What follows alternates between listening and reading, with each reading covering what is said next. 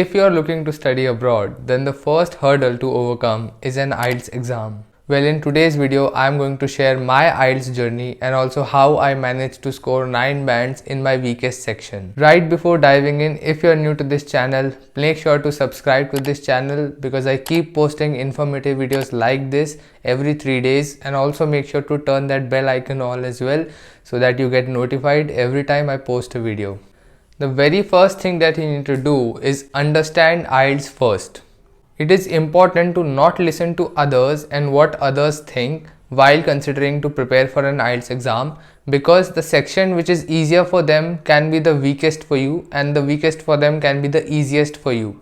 As you all know, IELTS basically consists of 4 sections, which is listening, reading, writing and speaking. In most cases, speaking happens on a different day and listening, reading, writing together happens on one another day. So the thing which I will recommend you to do is first take a mock test without any preparation and then see what you score, and based on your scores find out your weakest sections and in which you are finding the most difficulties, and then prioritize your time to those sections more than the others. Now the second thing that we will ask is how many hours should you study?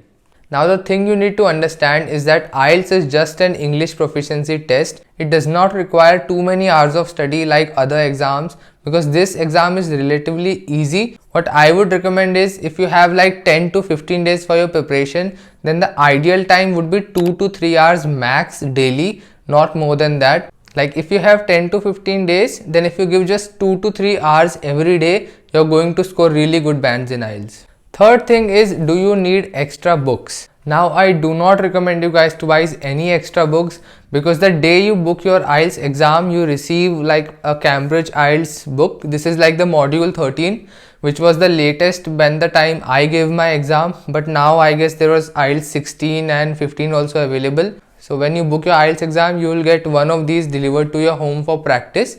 This book comes with a CD in it, which you can use to listen to the audio with the earphones. And it comes with 4 mock tests like these. So it comes with test 1, 2, 3 and 4. So there are basically 4 tests here. And all 4 tests are like complete listening, reading, writing plus speaking tests. So another tip which I want to give you guys is that, which I even followed during my IELTS preparation, is that when you book your IELTS exam and you are about to receive your IELTS modules from IDP, then I personally called IDP and asked them to send me a module 12 as well, because I needed to practice more. So they were very graceful and they will give you like a module 12 along with your 13 as well for free. They won't charge anything else. So this is a thing that you can do for you as well. If you want another extra module for yourself, you can always call IDP and they'll be very helpful to send you a copy for free as well. Now another important thing that I want you guys to be aware about is the learning curve. So in the first 2 to 3 days, you will suck and you will suck real bad, and that's okay. Everyone has gone through those things. Even I, in my first 2 days of giving IELTS mock tests, I scored just 14 and 18 in my sections. Like that was very bad score. But at the end, before giving my exam, I was almost getting 40 in each section. And that was really motivational for me, and that's pretty easy as well and easy to achieve as well. So you can also do that. So always be aware that initially you will have bad scores, because it's okay. The more techniques you learn and the more you do practice, your scores will get better each and every day. And just make sure that before giving your tests, you are at your peak and get like 40 or 39 or 38 in your listening, reading and other modules as well, and you will be good to go in your exam. Now, which beginner's mistake to avoid? So I'll tell you from my personal experience that listening section was the toughest for me, because I thought that if I miss the audio, then in that case I will miss the answer and it is like gone. But in reading section, like you have everything in front of you, so it's pretty easy. Like even if you miss, you can always go back and see. So for me, I thought that listening was very difficult and important, and I need to improve in listening as well. So the thing which I did wrong is that earlier when I was scoring really bad in listening, so what I did was, if I missed the audio, my mind was constantly stuck on that question. Like for instance, I missed the audio of question number 5, but my mind is still like, I want the question number 5. And in that case, I missed the 6th, 7th, 8th, 9th thing as well. If you miss an audio and you leave that question, concentrate on the other. So that way you will miss only one. But if you keep thinking, you will miss like 3, 4, 5. And the day I improved this mistake, my scores went from 14-18 to 34-35. Like constantly. It was a drastic difference for me, almost a double. The next thing is to book your speaking date ASAP.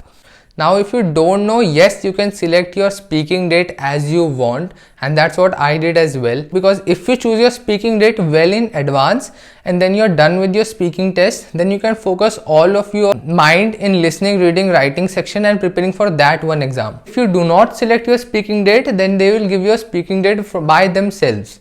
But I think that if you are a smart student, you would choose your speaking date by yourself so that you are not under pressure and everything is in your control. So 10 to 12 days before your actual exam date, you can actually book your IELTS speaking test.